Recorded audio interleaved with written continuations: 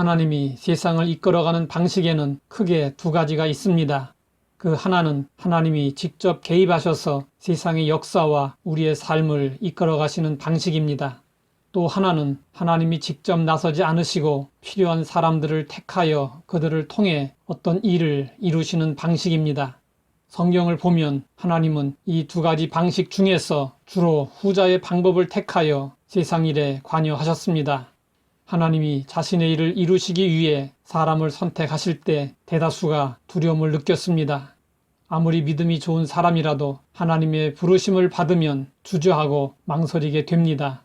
모세는 이스라엘의 구원자로 부름을 받았을 때 자신이 해야 할 일이 아니라는 생각이 들었습니다. 그래서 모세는 계속 변명하며 거부했습니다. 그러나 하나님은 사람이 싫어하거나 거부한다고 자신의 계획을 철회하시는 분이 아니십니다. 모세는 하나님의 진노에 직면하게 되었고 결국 순종하지 않을 수 없었습니다. 예레미야도 마찬가지였습니다. 예레미야는 예언자로 부름을 받자 자신의 연약함을 내세우며 자신은 적합하지 않다고 완강하게 거부했습니다. 그러나 예레미야도 결국에는 강권하시는 하나님께 순종하지 않을 수 없었습니다.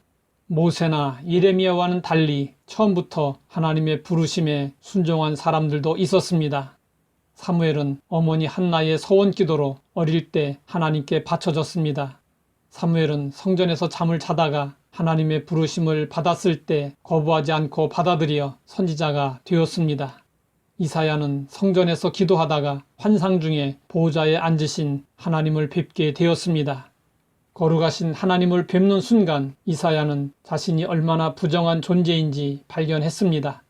또한 자기 백성이 하나님 앞에서 얼마나 큰 죄인들인지 깨닫게 되었습니다. 죄의 고백을 통해 사죄의 은총을 입은 이사야는 하나님의 음성을 들었습니다. 내가 누구를 보내며 누가 우리를 위하여 갈꼬? 그러자 이사야는 응답했습니다. 내가 여기 있나이다. 나를 보내소서. 이사야는 하나님의 마음을 알았기에 하나님의 부름에 기꺼이 헌신할 수 있었습니다. 언더우드는 인도 선교사가 되려고 했습니다. 그러던 그가 신학교를 졸업할 무렵 어느 선교사에게서 조선에 선교사가 절실히 필요하다는 선교 보고를 들었습니다. 언더우드는 기도했습니다. 하나님 아버지, 조선에 선교사가 필요합니다. 일꾼을 보내주소서. 그때 성령님께서 언더우드에게 말씀하셨습니다.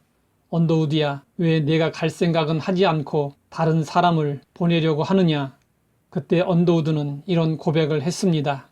주여, 나를 보내소서. 그리고 언더우드는 즉각 임지를 조선으로 바꾸었습니다.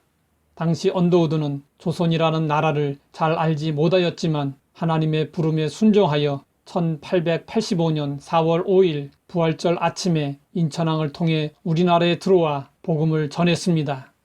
언더우드는 앨런이 세운 한국 최초의 서양식 병원인 광해원에서 학생들을 가르치고 서울의 연세대학교의 전신인 연합기독교대학을 세워 민족을 위해 일할 인재들을 키우는 일에 헌신했습니다. 하나님은 지금도 다양한 방법으로 각 사람을 다양한 일에 부르십니다. 하나님의 부르시면은 오직 순종만이 요구됩니다. 어차피 순종해야 할 일이라면 하나님의 진노하심에 자신을 맡기는 것보다는 즐거운 마음으로 순종하는 것이 아름답습니다. 하나님은 사람을 통해서 일하십니다. 우리의 입과 손과 발을 사용하여 일하십니다. 크림 전쟁 때의 일입니다.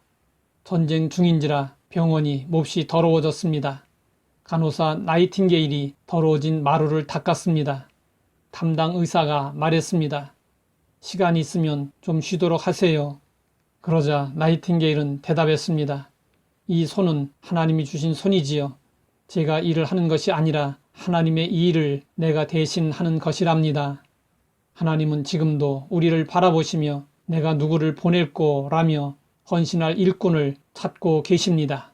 우리는 이사야가 보여준 부름에 대한 응답, 주를 향한 아름다운 열정을 본받아야 합니다. 하나님 아버지, 부족하고 연약한 저희를 주의 일에 쓰시고자 불러주시니 감사합니다. 순종할 때 감당할 수 있는 은혜를 베푸심을 믿고 기꺼이 순종하게 하옵소서. 예수님의 이름으로 기도드립니다.